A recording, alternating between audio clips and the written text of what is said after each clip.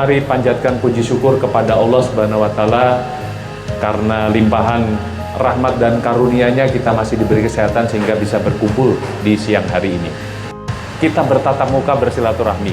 Kita mendengarkan apa yang menjadi keluhan masyarakat.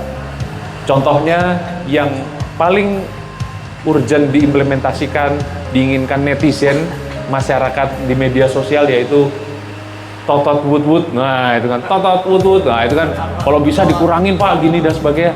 Langsung Bapak Kakor Lantas menindaklanjuti. Kita sudah tidak boleh seperti itu. Jadi saya pun ngikutin, ya sudah ikutin, kita nikmatin aja perjalanan ini. Toh ternyata banyak hikmah yang kita dapatkan. Saya juga ingin mendengarkan apa yang menjadi keluhan Bapak-bapak semua, khususnya di bidang lalu lintas. Apabila kita bisa mengintervensi, kemudian memberikan sebuah kebijakan-kebijakan yang tentunya tidak menyalahi aturan, itu tentu akan kita lakukan. Polisi ini saat ini sedang mentransformasi. Kita seperti bercermin. Cerminnya dari siapa? Yang besar adalah dari masyarakat. Masyarakatlah yang menginginkan postur Polri itu seperti ini loh Pak. Polri itu harusnya seperti ini loh Pak. Ya, inilah yang kami harapkan. Tahu nggak, di dalam bidak-bidak catur tersebut, yang paling lemah yang mana menurut Bapak-Bapak? Anak, pion. Inilah filosofinya pion. Memang dia terlihat kecil, tetapi dia akan terus melangkah maju. Dia tidak akan pernah mundur.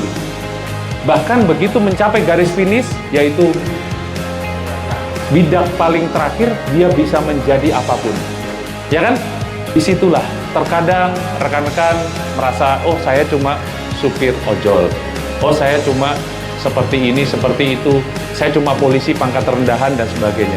Tetapi kalau kita terus bergerak maju, kita tidak pernah berpikir untuk mundur, kita bisa menjadi seseorang yang luar biasa. Betul? Saya juga titip kepada bapak-bapak semua. Biasanya kan salam satu aspal. Tiap hari pasti ketemu sama aspal. Ya kan? Pasti akan menjumpai kecelakaan lalu lintas itu lebih besar. Entah itu saudaranya, entah itu kawannya, atau orang yang tidak dikenal. Apa yang harus dilakukan? Tentunya kita harus menolong pertama kali.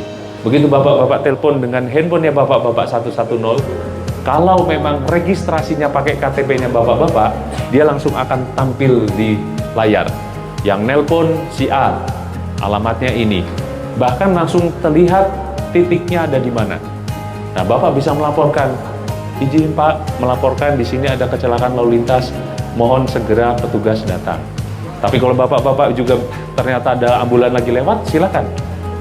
Saya juga pernah pulang dari suatu kabupaten di wilayah Bandung, ternyata di Cileunyi ada kecelakaan. Saya bersama staf saya turun, tolong dulu panggil ambulan, setelah itu baru TP-TKP dan sebagainya. Traffic light itu kan bahasa Inggris ya.